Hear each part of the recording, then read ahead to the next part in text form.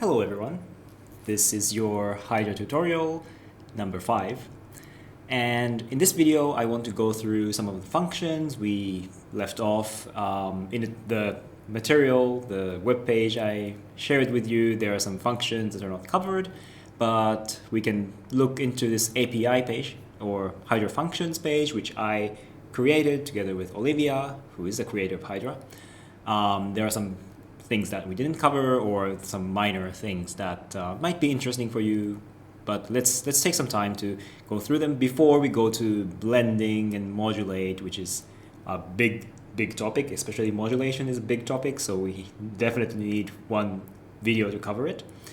So okay, so let's jump in. And also I'm going to cover like how to import images, videos, other screens, and so on. So, as we always do, first things first, I will make myself small. And I have a different sweater today. I use this in my channel, so you might have seen it if you follow me. But in this series, I think it's the first time I wear this. So, what's the best way to start? Let's just do init cam as we always did.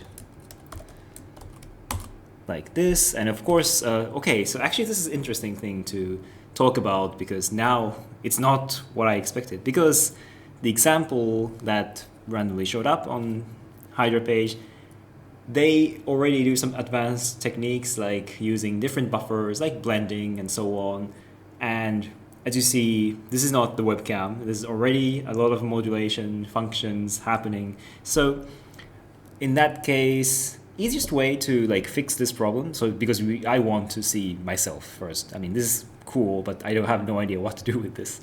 So if you take Control Shift Enter to evaluate it, even if this is like chaotic, if you reload the page, it will remember only this part.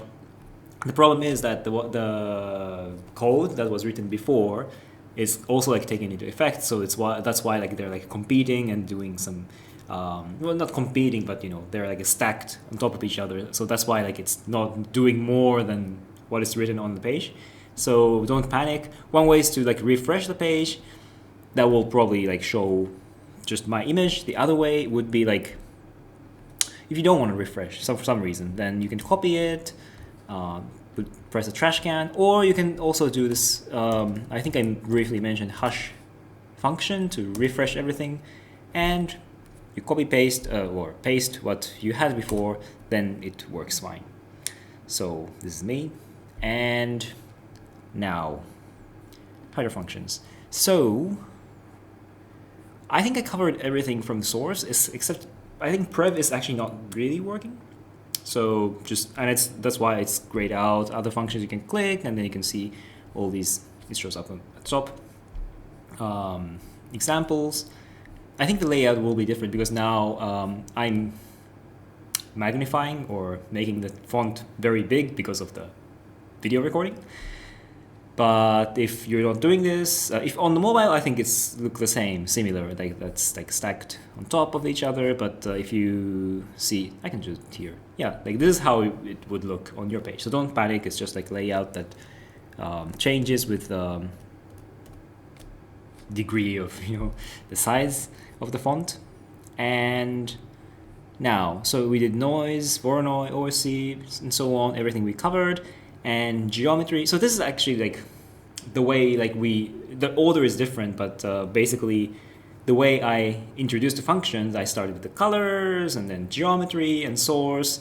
This is not like arbitrary categorization, but it actually is something that is essential to Hydra, and it may be like a technical detail, but I think it's a good way to understand. The color function means that it actually changes the color, but it will not change the shape itself. And what's changed the shape or the geometry is geometry. And as I said, with this example of a sandwich, source always comes just like the bread on top or bottom. I don't know how you see sandwich or the code, but that goes at the top or at the end. So that's a source, and color geometry, they always come as like a salad or lettuce or ham of the sandwich. Okay, so now geometry. So for example, like this pixelate, I didn't talk about it, but for example, if you don't know about pixelate and if you just landed this page and want to know what this is, you just click on it, and on the side or at the top, you can see this example here. And the nice thing, I'm not going to do it now, but well, I can do it now actually. They have a little editor here. It's not as like fully fledged as the Hydra editor that we normally use, but it's an editor actually. So if you change something here, I want like 20 and 10, and then if you press this play button, it does evaluate on the fly. Control Shift Enter? No, it doesn't work. No, actually Control Enter works, but anyways.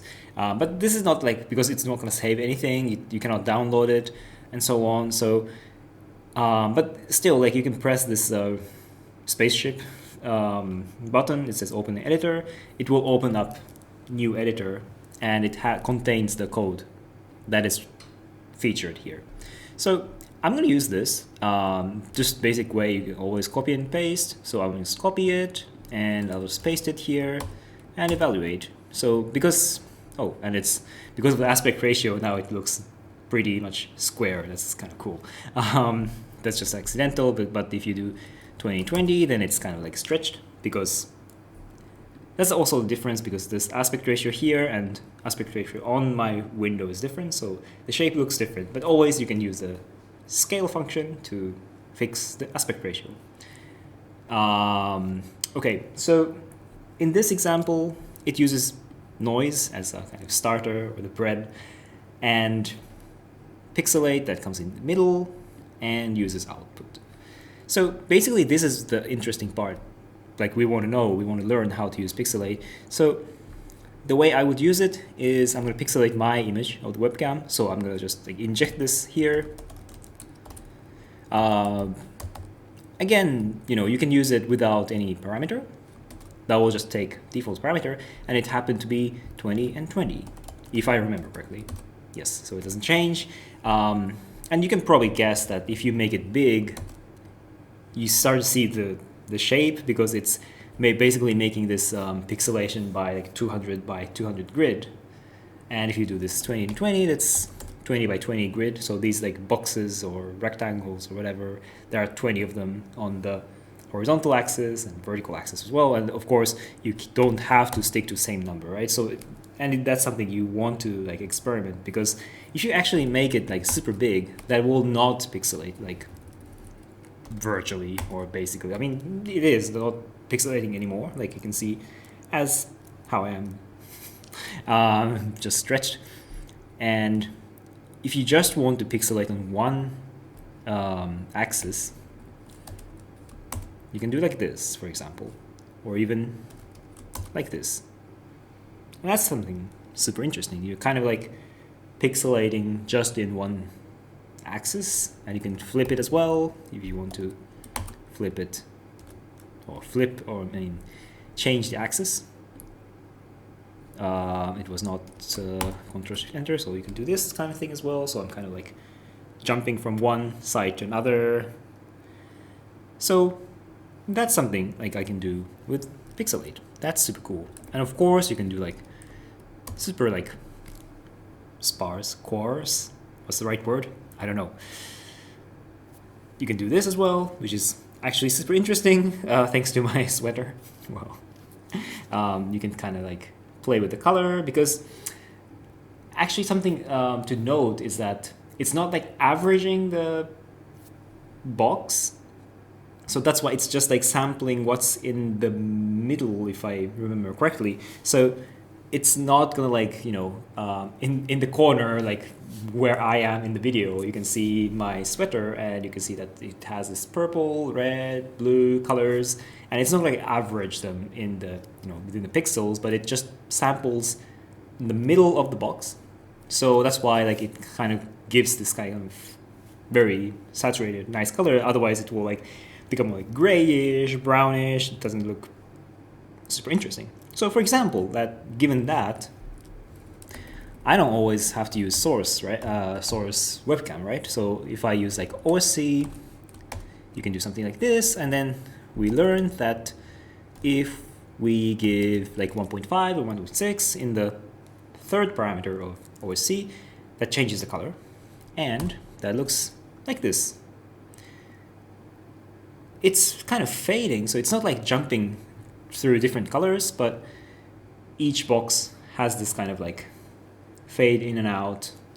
And we'll look into like other functions in color that might do like kind of jumping effect between different colors, but that's something else. But pixelate basically makes the image pixelated, but you can, if you make it like a super small number or like small number versus big number, you can make quite interesting effects, visual effects in that sense. That's pixelate. So don't underestimate pixelate. I'll just put it back to where we started. So I'm back here without pixelation. Now, so we did pixelate, repeat, we did repeat X and repeat Y. I'm not gonna go into this so much because repeat X is basically just takes, in this example, just takes like taking two numbers, but basically it's repeating only in X-axis, and repeat Y does the same. So it's repeating in only in Y direction. But you can do the same thing if you do repeat repeat 3, 1. It will not do repetition in the Y-axis. It's, if you were curious, just try it out, but I'm gonna just skip them because they're kind of like, you know, same family. Repeat is basically combination of repeat X and Y. Kaleido, we saw it. Also, you can make kind of circular pattern, that's Kaleido or Kaleid.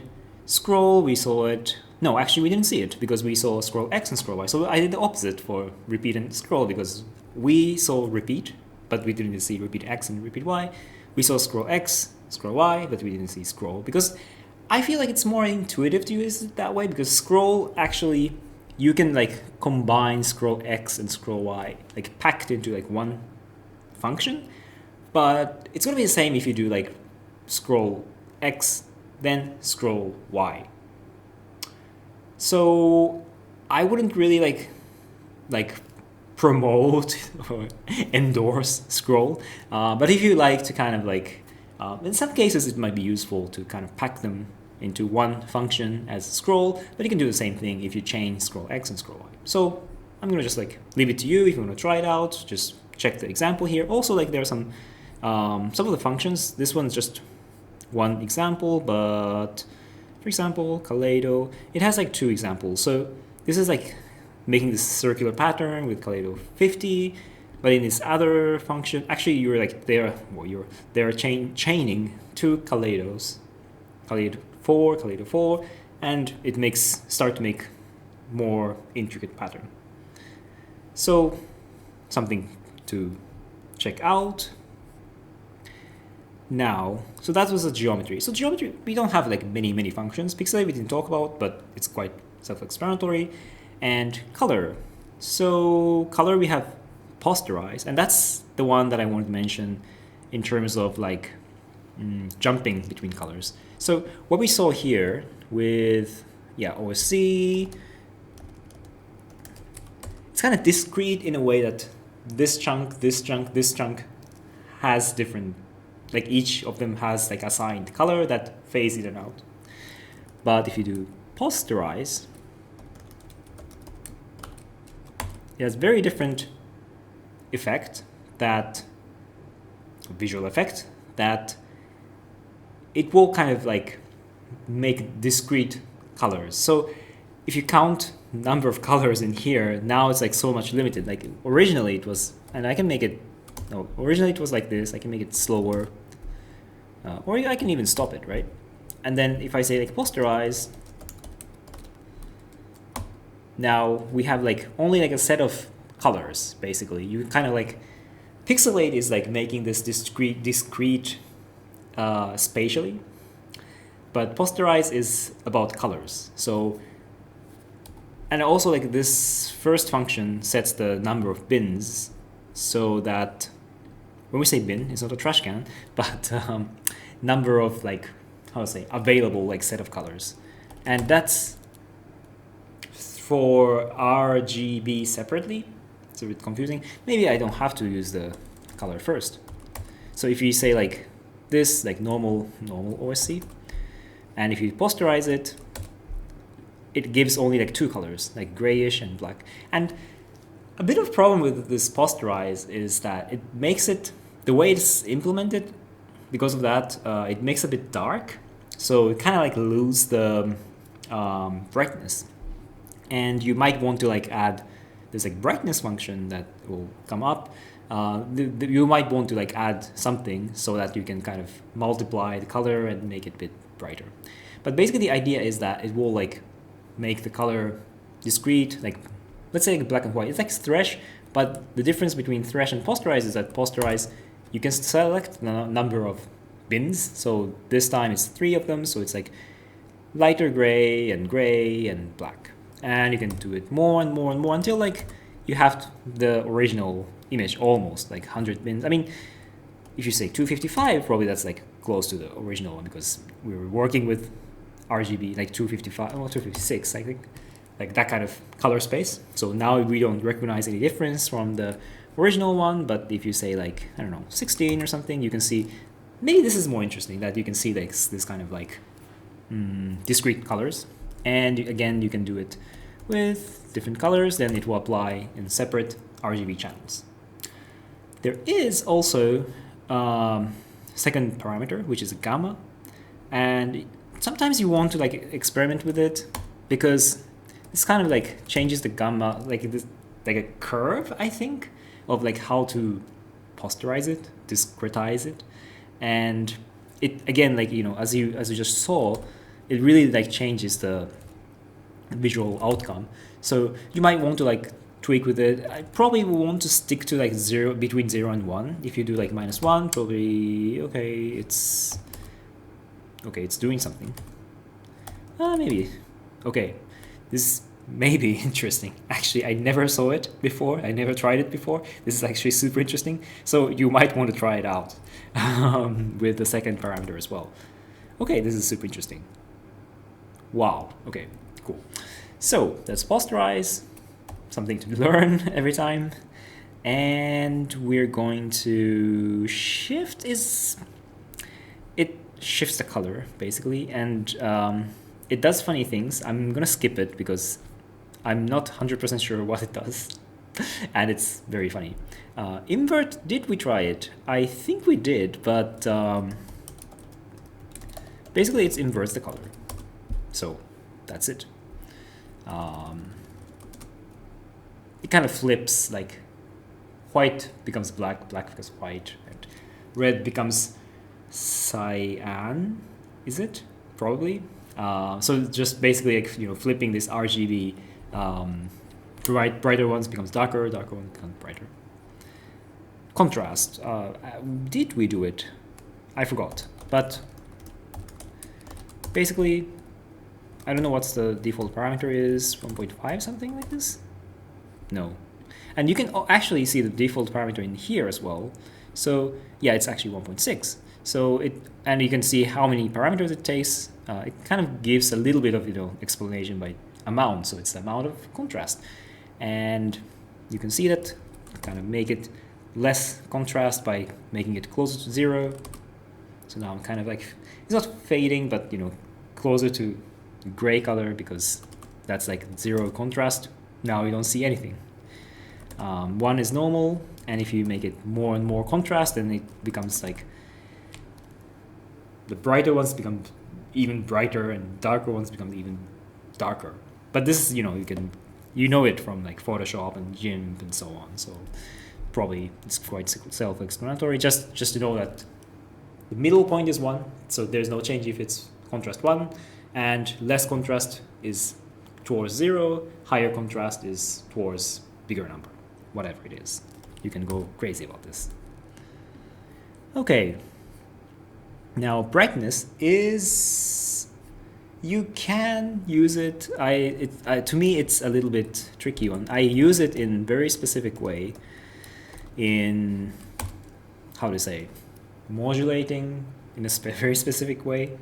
It's in advanced tutorial, so if you're curious, maybe you can find it there. But basically, it makes everything like a bit brighter. So if you want like highlight what's bright already, then probably that's like contrast is the one that you want to use, because brightness will like push everything. So darker, well, my hair is black, but it will become gray as well. So if you don't want to enhance what's bright already, then contrast. But if you want to like make everything brighter, basically adding, brightness to every single pixel, that's brightness. And okay, I don't know what the default value is. Again, you can go to the brightness page, and it says 0.4 is the default parameter.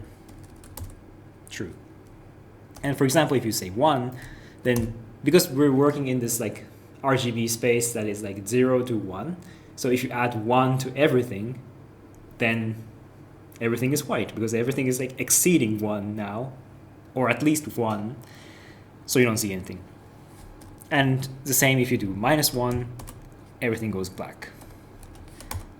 Yes, you're right. So if you do like minus 0 point something, then it will make it darker. So it's not brightness, but like darken function. But we don't have it because brightness can do both things if you give positive number or negative number.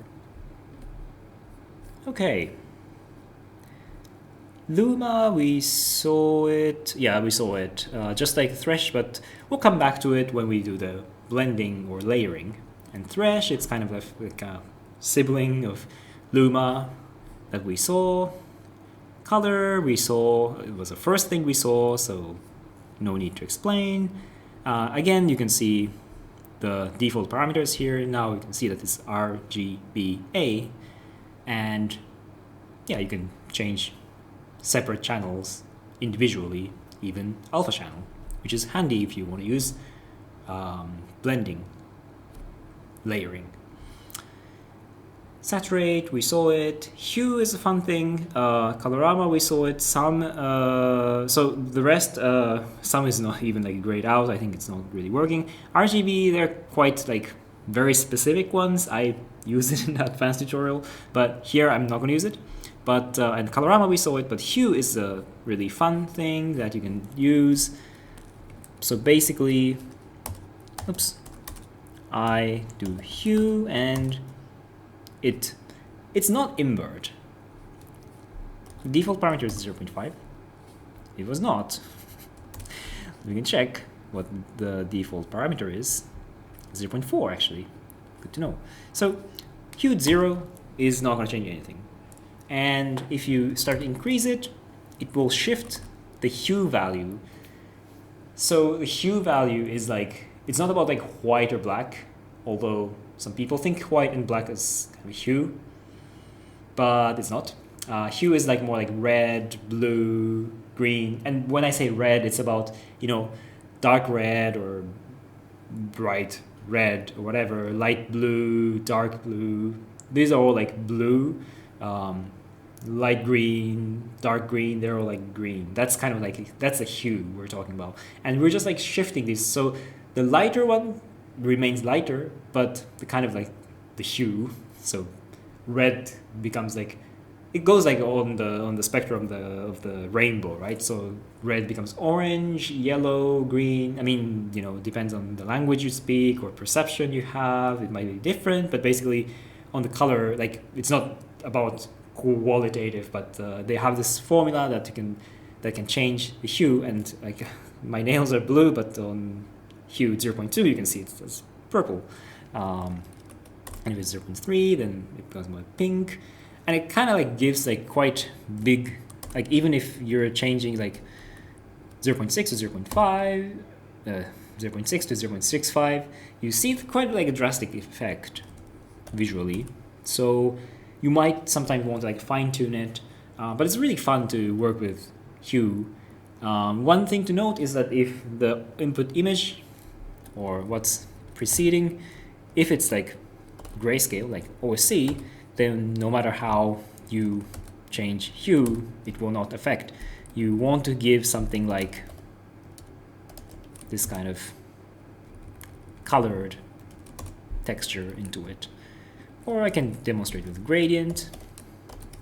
If you remember gradient, that's kind of like a basic pattern that gives like the gradient from the left top is black and goes red, green, yellow, and if you do hue 0.1, then you can see that the hue is actually shifting.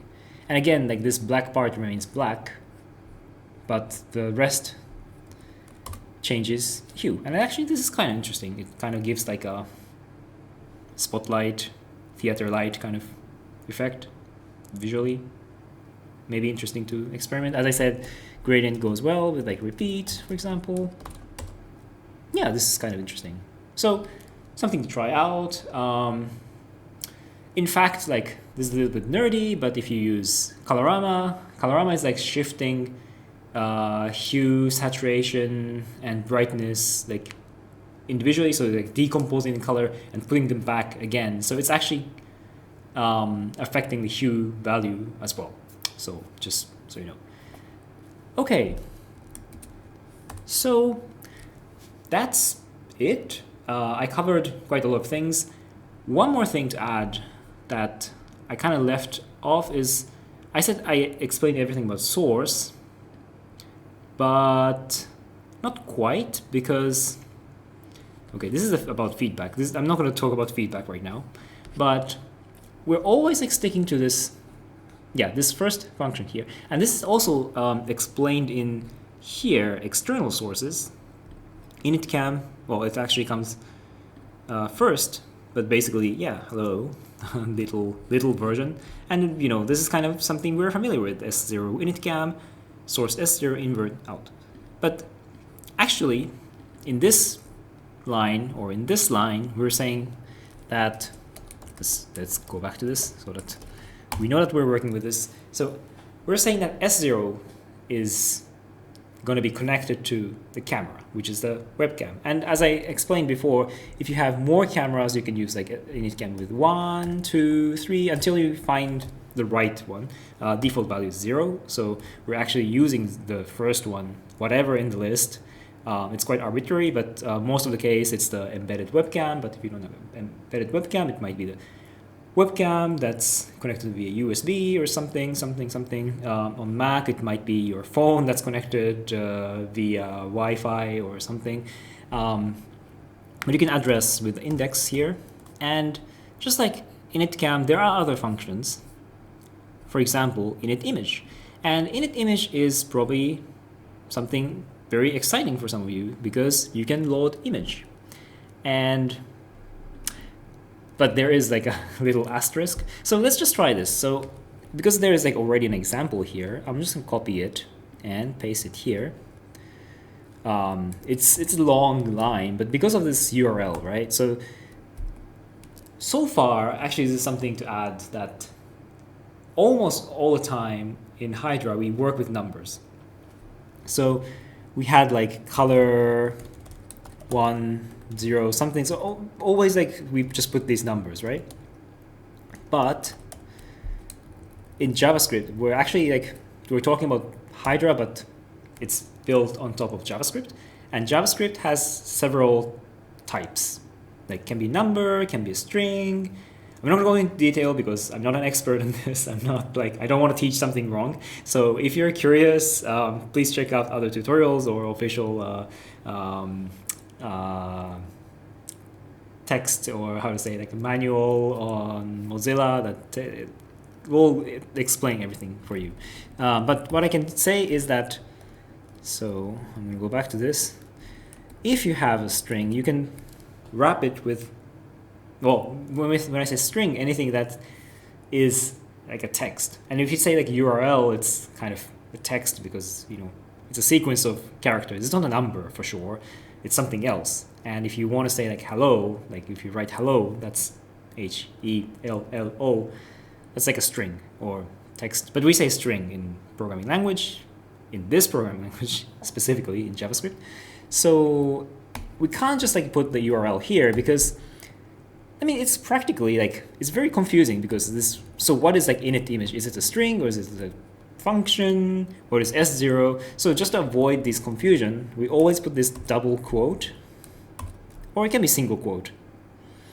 I know it's confusing, but let's just keep it like this. So, and the nice thing about this editor is that it will highlight it in different colors, so it's pretty clear that we're not doing anything wrong. Like it's all yellow. Okay, this is like one chunk of URL, because if you don't put this double quote, then it does something weird. Like HTTPS is there, but then like the rest is like orange. It's because of the commenting out. But anyways, I can also do single quote, whichever you want. There's backtick as well. Okay, let's not go into that. So this should work. Yes, so what happened now is that I just evaluated it, and now, like, so far, from now on, instead of S0 using webcam as a source, so it used to be, but now we said that init image, so S0 is initialized with an image on that URL, and S0 as a source, just like this sandwich, it's connected to output. So now if we do like colorama, whatever, oh, because it's quite dark, so I don't think colorama would work, but yeah, like this. So if you do color, then you can see that now RGB wise, it's like kind of magenta filter. You can see that this image is affected by this color function, and you can do scroll and so on. Just make a little bit of, movement, because so far, like, I was using webcam, so there was always some kind of movement, but image is static. So yeah, with this, you can give a little bit of, like movement to it, or rotate, or whatever you want. So this is super cool. However, there's a little bit of asterisk. You can't just go to, Google image search and put everything in here because of some weird web security issues. Also, you cannot just like use your image on the computer, because the way Hydra works is that everything is on the browser. So it's kind of like separated from your computer. We're kind of working on the browser, just like you're browsing something on the internet. It's kind of like contained in this, like, although it's happening on your computer, it's very confusing. But there's some solutions. For example, if you go to if you have a self-hosting server or something, you can just upload it there, the image, and you can just like use the URL here. I'm not going to explain much, because if you have self-hosting or whatever cloud server, then probably you know how to do it. You have the SCP, and you just like generate the URL and somehow like address it here. But for those who don't do this kind of thing, I do this kind of thing, but for other people, for example, you can go to imagebb.com, which is like a free image hosting service. I'm not sure if this is the best option, but you don't need to like make an account, so it's quite handy. You just go to I'll put the link down below so you can find it there, and you go to start uploading, and I'll just take this, for example, cat meme, and if you want to make it deleted automatically, you can select, after 30 minutes it's going to be deleted. It's up to you. And you upload it, but don't put sensitive images, sensitive meaning, well, the different meaning that you don't, because this is going to be public, so don't put anything that you don't want to make it public. And in a minute, I will explain you how to work with images that you definitely don't want, put it on your server or someone's server. Okay, so upload complete. And here it gives you the URL, but not this. You have to click on this image. It will open up a new tab. I'm a weird guy who makes everything new window. And here you right click and copy image link, or whatever that says on your browser. It's probably different on Safari or Chrome, but I use Firefox. And you just replace this part. I mean, I can go back to this double quote, and you just paste it, and it will look something like this. Probably depending on how you save the image, it will look different, and this code is unique. evaluate it, and it might take 1 second or so depending on the size of the image, but it will load and it will show up here. And again, if I think the aspect ratio, well, at this point aspect ratio doesn't really matter with like this kind of thing to me, but you can adjust it, and then it's too stretched, or maybe it's actually fun to make it super stretched. So this kind of thing, you can try it out, but basically you can like use whatever function that we learned so far with, and just like how we worked with the webcam. So image is just like interchangeable with the webcam. It's super cool, but there is the caveats that, for example, you cannot use any image on the internet. So you just have to be try it out, and if nothing is happening, there's probably the security issues. You have to go to this image BB or your web server and upload it and generate URL, put it here.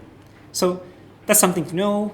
And for the video, I actually don't do it so much, but I know that some people wants to like know how to use image videos instead of image. And if you go to this tutorial or the functions page, there indeed is init video, and there's an example that shows how to do it. It's basically the same thing as init image. You just have to do init video.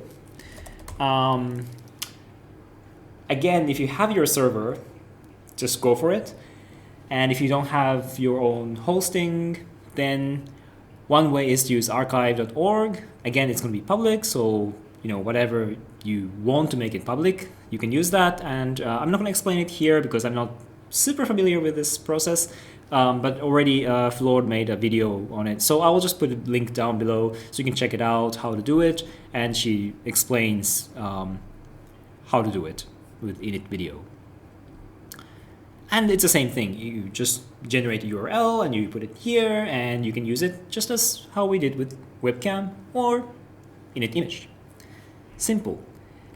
And last, like least elegant, I would say, but what actually works, and sometimes it's super handy, is init screen. And I'm not going to allow it now because I wanted to demonstrate it here. So basically, like sometimes like you have some image like locally, you don't want to upload it, or like you have like video that you want to try it out, or like you have some complex things set up that you have this like a processing sketch or like open frameworks program that you want to use somehow in Hydra. How can I do it? I mean, it depends. Or like you just have like a video from Resolume, whatever.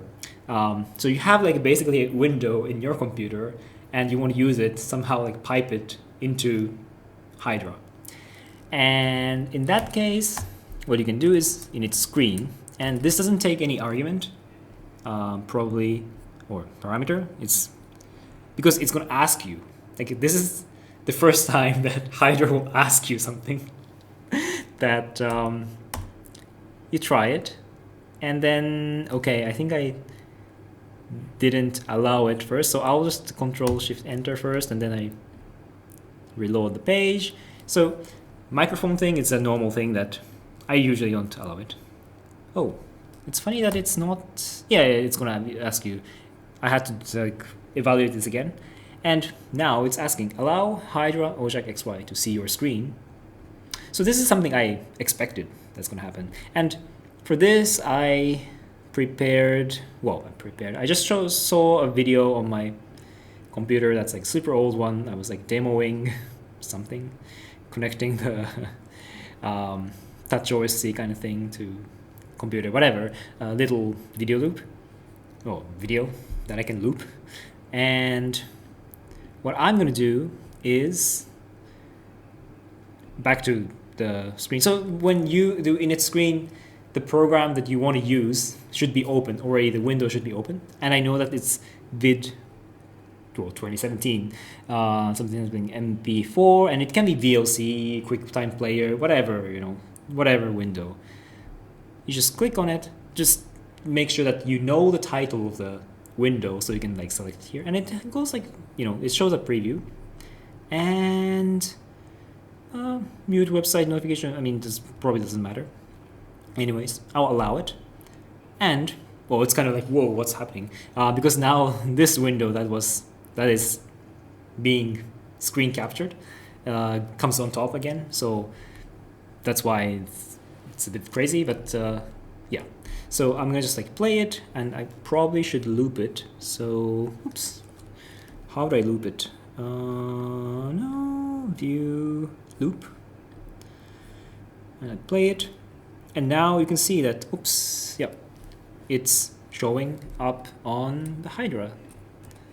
This is Hydra. This is not the window that I was showing on the QuickTime, but it's Hydra that is capturing. So screen share is a little bit, does it say screen share? Yeah, it stops sharing. It's very confusing because this function is normally used in like Jitsi or like a video conference program that works on the browser. You do like screen share. So you want to screen share your QuickTime to other people, but now we're like screen sharing with Hydra. So hey Hydra, I'm gonna share you this video, so now you can use it as S0. That's what's happening. It's confusing. It's confusing to me as well. But basically, you just do init screen without any parameter and just hit it, select the title of the window, and it will show up as source S0. And again, you can do whatever, like what we learned. If you want colorama, you will make colorama on this video or feed, whatever. I'm saying like video because the one I'm using QuickTime, but it can be like anything on your computer. It can be like a text editor, which is also an interesting way to like work with text, like word processor, or it can be like a drawing app, or it can be your processing sketch, or it can be the browser itself. So you can already make a feedback actually. So there's like so many things you can do, and just try out. If you find something interesting, please share it in the comment down below. And if you have also questions, this is not working, please write it down here or write to me somehow so that I can collect common problems, and then I can publish a video about how to solve this and that, like Q&A kind of video as well. So please let me know. And in the next videos, finally, we'll be going to blending and modulation, which is, I mean, blending is like probably like more straightforward, but modulation is like what makes Hydra very special. So stay tuned, and thank you so much for watching. Again, please like the video. If you haven't, subscribe to the channel. I'm trying to upload this frequent, probably like until like I reach where I feel like, okay, this is the beginner's tutorial. So I really want to like complete this series, and your like whatever feedback is my motivation to continue this. So if you want to see more contents, please like the video, comment down below, or write to me. And again, if you made something interesting, please share with here or the Discord community, Facebook community, whatever socials you have. And learning together is like a big part of open source community. So your input is very valuable. Even if you feel like this is like a small thing I made, probably it's nice to share it with others, and we can learn from each other. So again, thank you so much, and I'll see you in the next video. Bye.